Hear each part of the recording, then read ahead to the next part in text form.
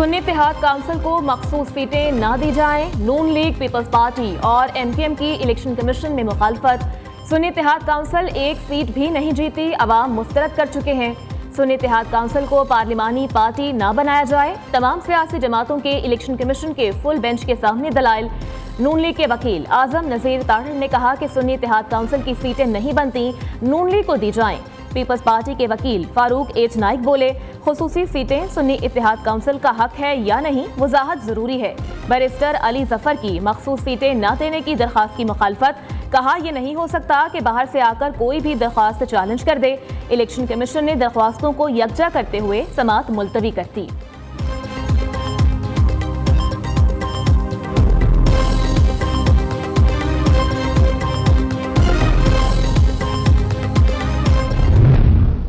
आप सब ने देखा कि सुन्नी इत्तेहाद काउंसिल ने जो पिटीशन फाइल कर रखी है इलेक्शन कमीशन में कि एक ऐसी जमात को ख़वातीन की और जो हमारी अक़लियतों की मखसूस नशिस्तें हैं वो दे दी जाएँ। जो दरख्वास्त दायर की है सुन्नी इत्तेहाद काउंसिल में ने इलेक्शन कमीशन ऑफ पाकिस्तान में, उनको फ़रीक नहीं बनाया गया।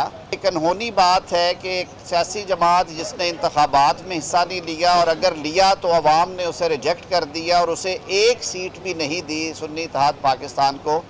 अब वो कहते हैं कि हमें कुछ आज़ाद लोगों ने ज्वाइन कर लिया है, लिहाजा हमें भी मखसूस नशिस्तें दी जाए। ये ना आइन में इसका कहीं गुंजाइश है और ना ही जो इलेक्शन एक्ट और उसके रूल्स हैं उसमें गुंजाइश है। सुन्नी इत्तेहाद काउंसिल को मखसूस सीटें मिलना मुमकिन ही नहीं। PTI और सुन्नी इत्तेहाद काउंसिल जालसाजी से मखसूस सीटें लेना चाहते हैं। आजम नज़ीर ताहिर कहते हैं, जो पार्टी असेंबली का हिस्सा ही नहीं उसको मखसूस सीटें कैसे अलॉट हो सकती हैं। सुन्नी इत्तेहाद काउंसिल आइन और कानून से मुतसादिम मुतालबा कर रही है। अता ताहिर बोले, PTI अरकान बगैर सोचे समझे सुन्नी इत्तेहाद काउंसिल का हिस्सा बन गए। सुन्नी इत्तेहाद काउंसिल ना कौमी ना ही सूबाई असेंबली का हिस्सा है। ये धोखे और फ्रॉड से अब असेंबली में आना चाहते हैं, लेकिन कानून इसकी इजाजत नहीं देता।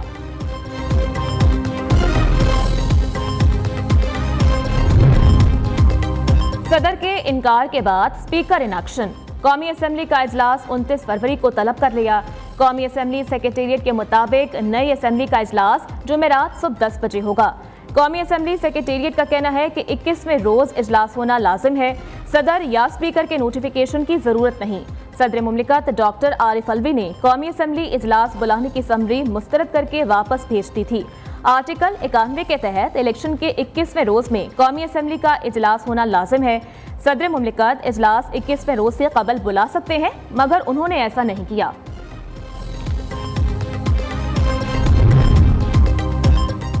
नून लीग की पार्लिमानी पार्टी का इजलास कल इस्लामाबाद में तलब। शहबाज शरीफ की बतौर वज़ीर-ए-आज़म नामजदगी की मंजूरी दी जाएगी। नवाज शरीफ नौमुंतखब अरकान से खिताब करेंगे। पंजाब हाउस में अरकान के एजाज में इशाइया दिया जाएगा।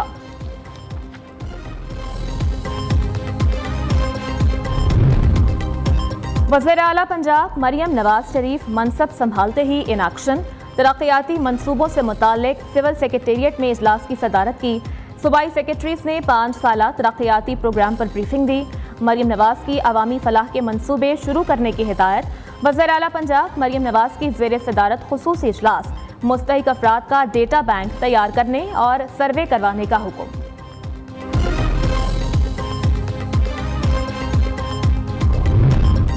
बलूचिस्तान में नए वज़ीर आला की दौड़ में तेजी आ गई। वज़ीर आला बलूचिस्तान के नाम पर मुशावरत आखिरी मरहले में दाखिल।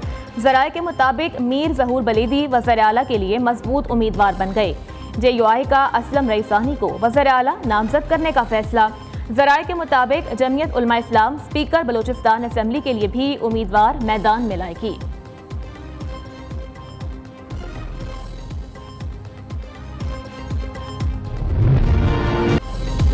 हुकूमत का आवाम को एक और बिजली का झटका। 7 रुपए 5 पैसे महंगी। सार्फिन को मार्च के बिल्स में इजाफी अदायगियां करना होंगी। इजाफा जनवरी की माहाना फ्यूल एडजस्टमेंट की मद में किया गया। नेपरा नोटिफिकेशन में कहा गया कि सार्फिन पर GST समेत 66 अरब रुपए का इजाफी बोझ पड़ेगा। कीमत में इजाफे का इतलाक लाइफलाइन के इलेक्ट्रिक सार्फिन पर नहीं होगा। अवाम आए रोज बिजली की कीमतों में इजाफे पर फट पड़े। दहशतगर्दों का मर्दान और पेशावर में पुलिस टीम पर हमला। मर्दान में एसपी एजाज खान शहीद, 3 एहलकार जख्मी। पुलिस एहलकारों की जवाबी फायरिंग से 2 दहशतगर्द मारे गए। सिक्योरिटी फोर्सेस का इलाके में सर्च ऑपरेशन जारी। उधर पेशावर गुलबहार में पुलिस स्क्वाड पर मोटरसाइकिल सवारों की फायरिंग से पुलिस एहलकार शहीद, जख्मी को अस्पताल मुंतकिल कर दिया। F9 पार्क इस्लामाबाद में दरख्तों की कटाई पर समाअत हुई। सुप्रीम कोर्ट ने सीडीए को आइंदा समाअत तक दरख्तों की कटाई से रोक दिया। अदालत ने सीडीए, वाइल्ड लाइफ बोर्ड, हुकूमत को भी नोटिस जारी कर दिए। सुप्रीम कोर्ट की तमाम फरीकैन को सोमवार तक रिपोर्ट्स पेश करने की हिदायत।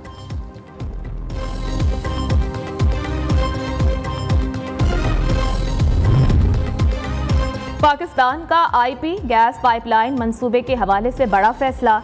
काबीना ने ईरानी बॉर्डर से गवादर तक पाइपलाइन बिछाने के फैसले की तौसीक कर दी। पाइपलाइन बिछाने से पाकिस्तान 18 अरब डॉलर जुर्माने की अदायगी से बच जाएगा।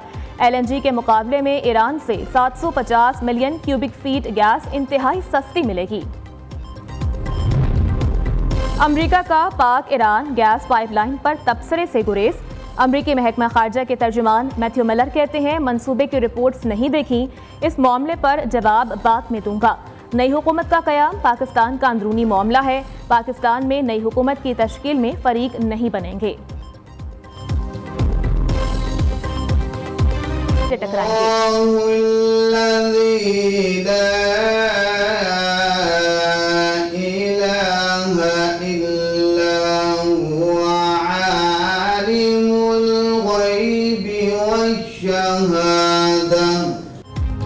कौन बनेगा किरत का सुल्तान?